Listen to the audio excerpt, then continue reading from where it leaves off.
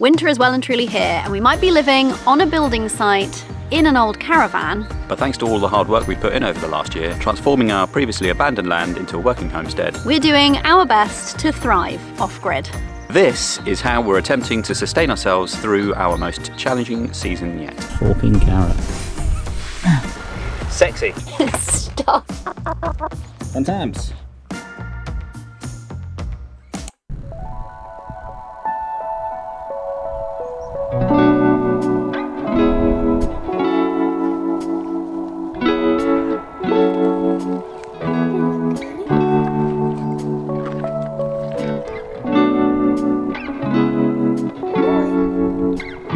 The first way that we are sustaining ourselves through this challenging time is with everything that we're growing and raising on this farm. Look at that. Whoa, he's a big boy. He's got a little babby next to him. Little babby parsnip. Oh no. Oh, noob. Well, at least it was only the babby. My goodness me. There's some beasts in here. How does it feel harvesting veg for dinner today on Christmas morning? Pretty damn fine.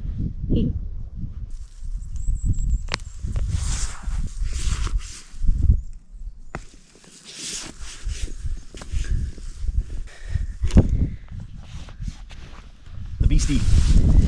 Look at him.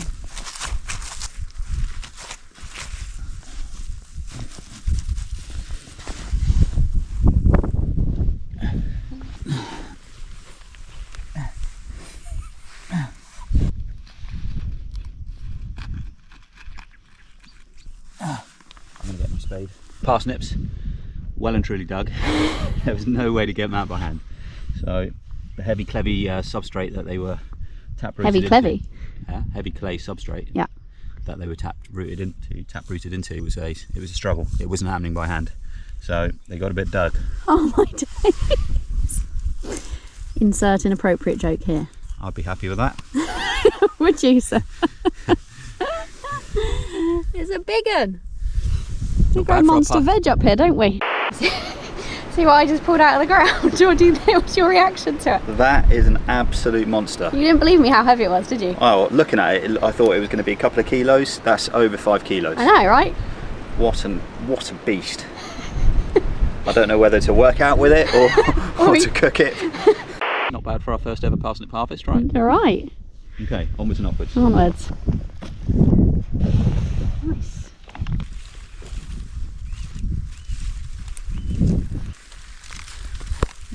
Nice. Thanks, Biddy. Got some?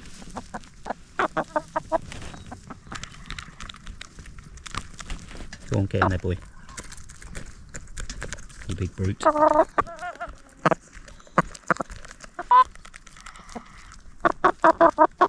January 2025. Let's see how productive the girls are. Now you're in my way now. I'm doing an egg count, girl. What we got? We got 1, 2, 0, and we had 1 this morning when I came up to feed the hens. So that's four eggs today. 4 eggs from 8 hens. Not too bad. And these girls love having a little inspect, wondering what's going on after the nest boxes have been removed. It's only sawdust, you plonker. Go eat your lunch. Hey Fernie. Hey Barbara. Hey Sneagle.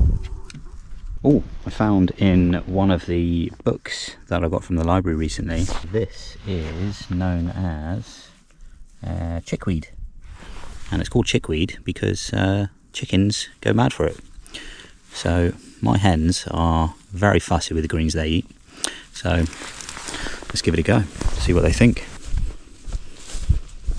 And chickies, I know you're fussy green eaters. What do you think of this stuff?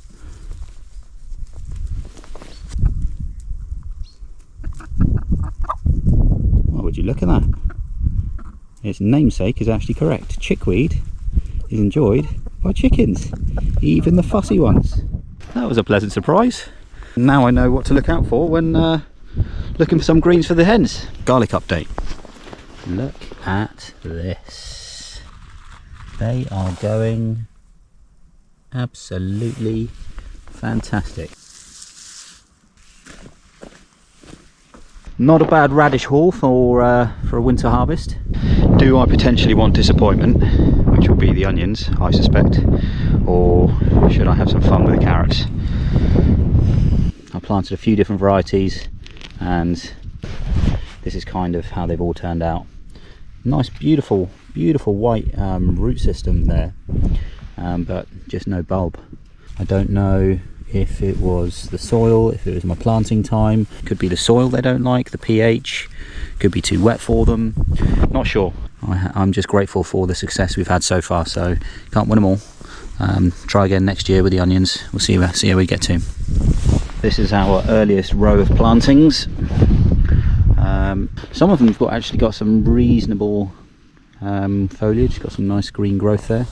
Probably be able to make something tasty out of the greens there, but the bulbs, that's probably the biggest one so far.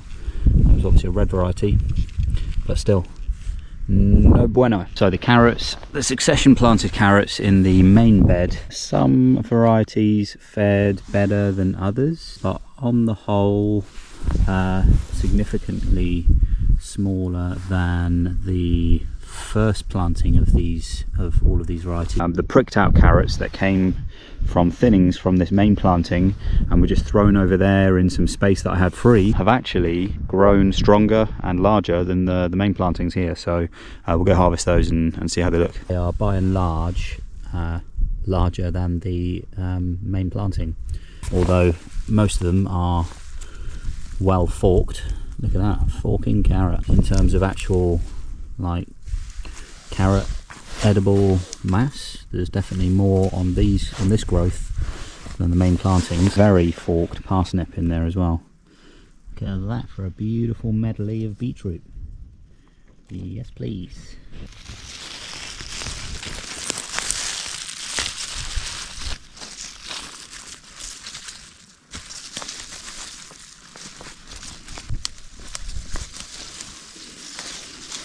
There are some really decent sized beetroots here. A lot of them were multi-sown, or at least grown in clumps. There's a few misfires there. I mean, it's an absolute stunner. I think this is the golden beetroot variety.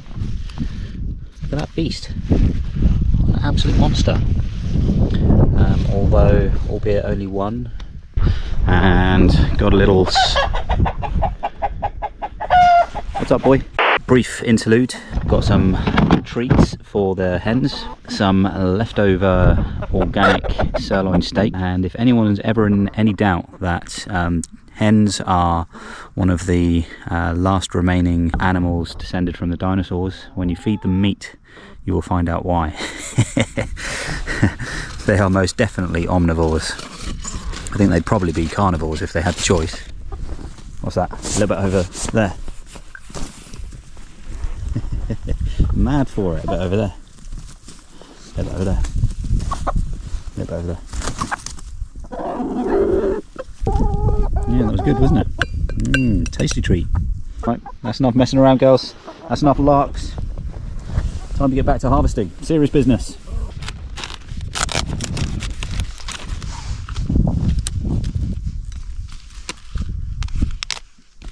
What a beauty.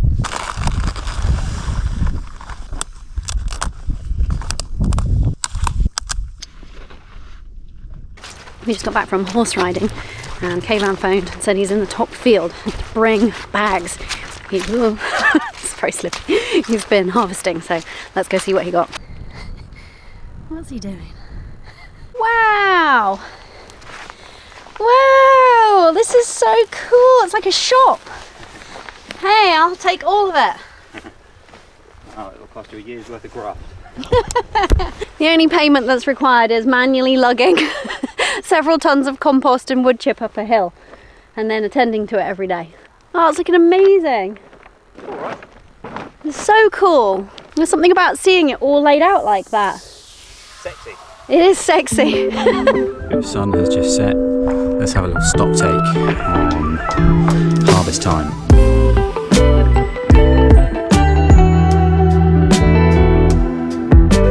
too successful. We've got 4 different varieties of carrots. 1, 2, 3, 4. We've got a row of the pricked out carrots that were replanted in a random space that we had spare. One of our green top mutant Swedes, the size of my head. That's going to keep us going for a while. 3 cabbages, which are destined for sauerkraut. 3 varieties of beetroot. Golden globe, I think something Fornio. I'm not sure what this globe is. 3 varieties of radish.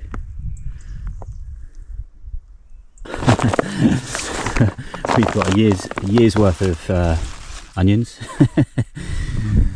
Not spring onions, bulb onions. Obviously haven't worked.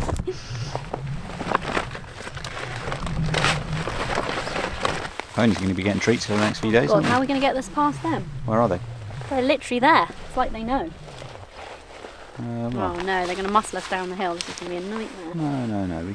We'll throw some food in their buckets and then distract them and then crack on. And then they'll muscle us down the hill and kill us. Homestead and couple die after wondrous first bounty.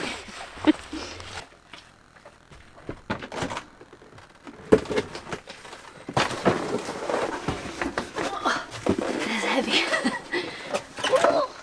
Cabbages. We've got these cabbages, so it's time to make some sauerkraut. Look at these. Look how beautiful that is. These are the ones that were in the storage in the utility room there that looked frighteningly bad. They were mouldy on the outside. I just took off a few of the outer leaves and look, pristine inside. So that's encouragement just in case you've stored some cabbages that looked abominable. And then these are the ones, some of them smaller than others, that we pulled out of the ground recently. It's time to make some sauerkraut.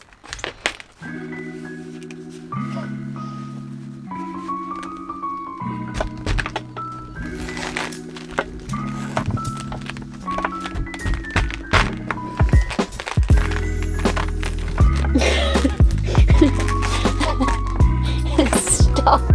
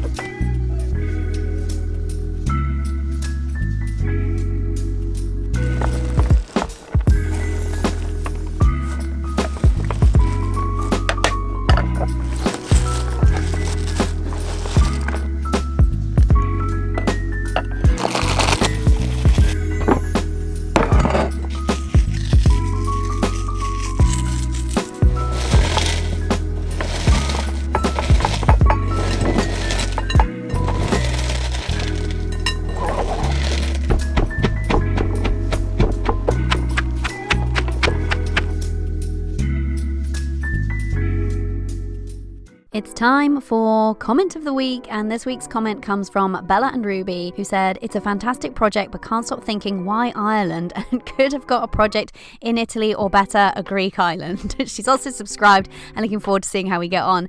Thank you for this comment, Bella and Ruby. And actually we have answered that question. It is something we've thought about ourselves. Why Ireland, especially in this winter? But the answer is not simple or straightforward. There's 5 key reasons why we chose to move to Ireland, and so we recorded this secret video that you can unlock for free. There is a link in the description and we will pin a comment as well. So if that's interesting to you, then check out the description under this video and sign up. And when you sign up, you get access to our lovely, almost weekly newsletter where we keep in touch with you and share behind the scenes from our homestead and our renovation project between videos. Thank you for your comment. Keep commenting. Maybe we'll choose yours next week.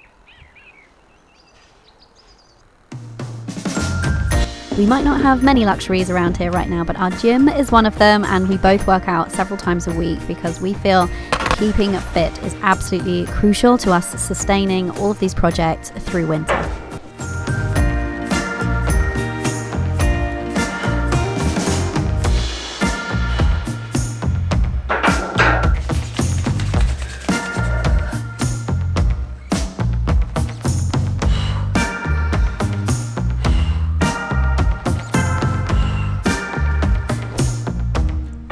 So here we are, more demolition. So in the door which currently accesses our master ensuite, you might remember there was a wall in this groove here.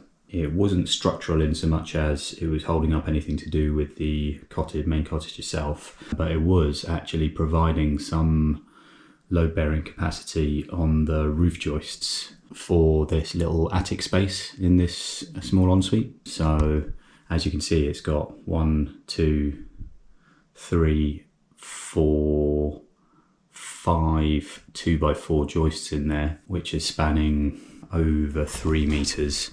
And you can see that they are, well, they're not even evenly spaced. One of them, some of the spacing's like at least 24 inches, 600 mil, with maybe like one 18-inch 450 mil spacing there. Even if the wall was still there, it would still be undersized. The plan is I needed to take down these this pine cladding anyway. So having actually stood up there without this load-bearing wall, or this wall that was in situ here previously, and felt the flex in the floor, it's no longer, it wouldn't be a usable kind of storage space, which would be really handy because there's not many places to store stuff in the cottage now, or even in our final kind of plan. So I think I want to reinstate this. I want to pull down the ceiling and I want to reinstate it with some proper spaced, proper sized joists, so that you can actually store stuff up there safely and walk up there without too much, without falling through the floor basically. It's a bit of a mucky job. It was actually clad in some lovely 3/4 inch ply. I've just spent a few hours just removing that from up top. I need to remove all of this pine cladding from the underside, but it's actually buried in the edge of the wall, where the wall was rendered at some point. It's actually covered up some of the end grain of the pine cladding here, so I can't just pull it cleanly down. So I think I'm just going to run a cut along the underside here, along the edge, so that I can actually lever it down and pull it down. So once the pine cladding's down, I'll then be able to slip through the ply flooring that was just resting on top at the minute. I'll be able to slip that through the gaps in between the joists. So then once I've just got the remaining 2x4 joists sitting there, I'll be able to just cut them off at the end and pull them down. Yeah, more demo. So just going to get you guys on time lapse, and here we go.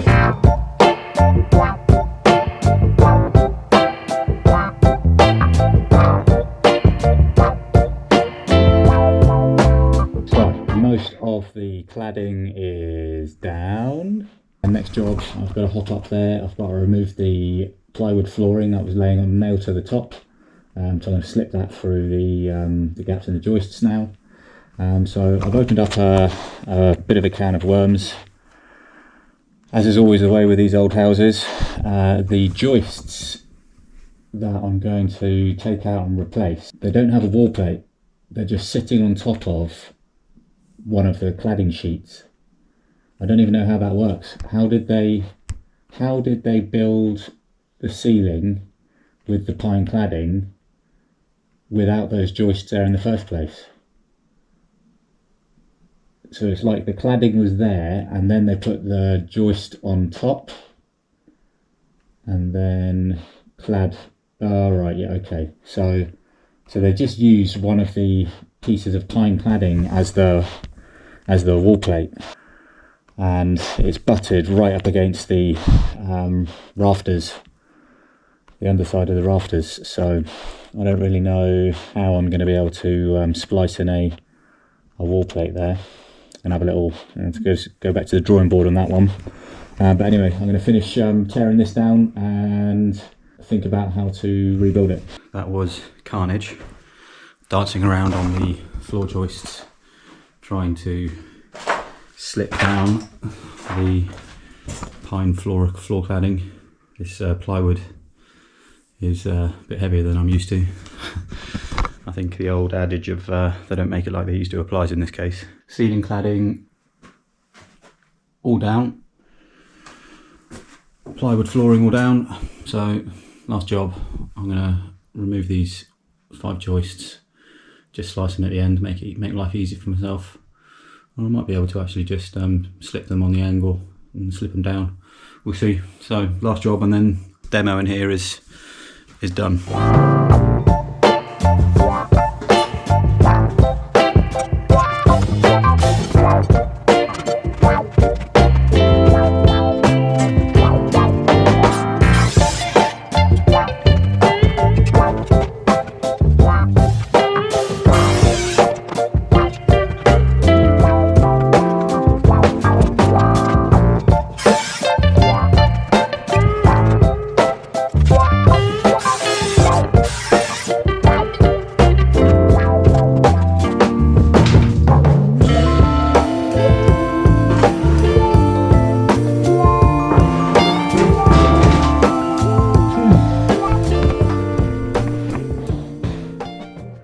No ceiling.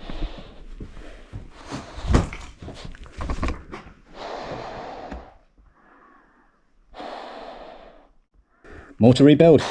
Fun times. Even though you'll find Kayvan burning the midnight oil most weekdays after he finishes his day job, we also make sure that we wrap up our work early on a weekend and spend some quality time together. Why did that sound sarcastic? Caravan New Year.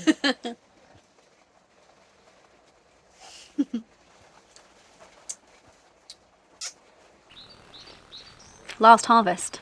Mm. What does this mean in the kind of like wider sense of things? Well, it's drawing a line under our experiment of our first growing season. Yep. Pretty successful. Barring the onions. Oh, it was infinitely more successful than I ever expected it to be. Yeah, especially for a couple of newbie growers. So, what had we grown previously in the UK?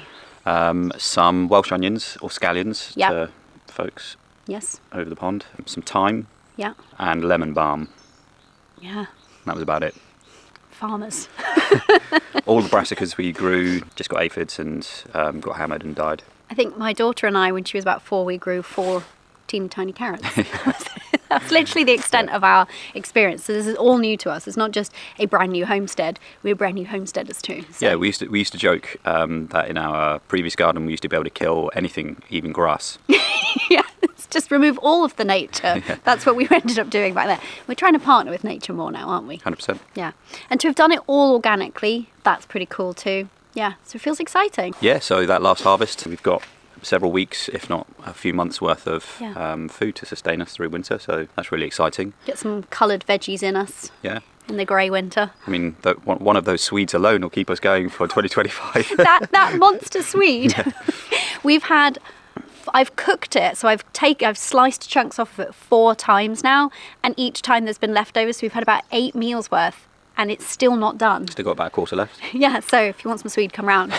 And that was our purple top variety, and we've got a couple of green tops of similar size. Yes. So I'm interested to try a back-to-back taste test on those. We've had quite a few people, like friends of ours, say, I'm not really fussed about Swede or turnip or whatever. And I get that. Like the ones you get from the supermarket, they can be a bit kind of bitter or even just bland, but these have a completely different flavour than anything I've tasted before. So that's if you're wondering, like, why are these guys so excited about giant Swede? That's why. Really delicious, aren't they? Really nice, yeah. And like you can use it, it's quite versatile as well. You can use it like you would a mashed potato anyway, wouldn't you? Yes, yeah, we've had it like mashed with sausages and stuff. And they're even more of a surprise because I've just read in the Dig for Victory book that, which was a campaign during World War II to keep Britain fed. Mm-hmm. The government's motivating normal folks, civilians, to grow their own food because there wasn't enough food.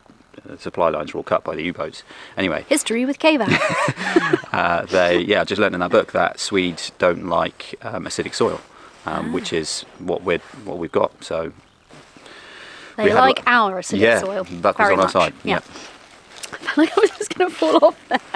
Leant backwards. I'm standing on a block in an attempt to not be quite so. This is where I would be were I not standing on a block. So anyway.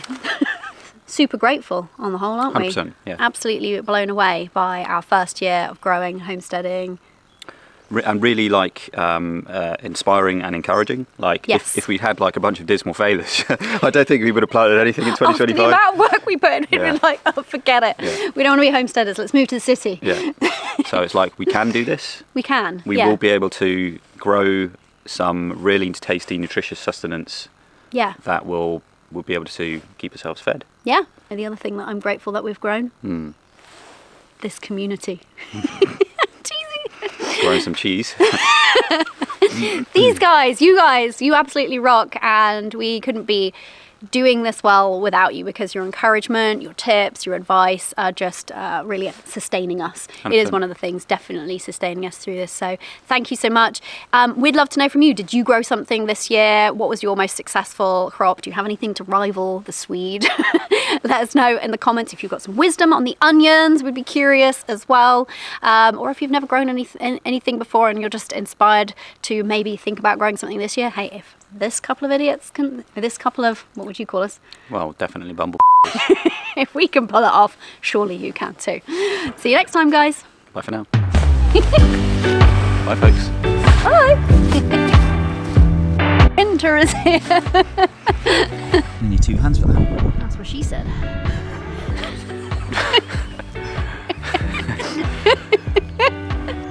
Why are you smoking things?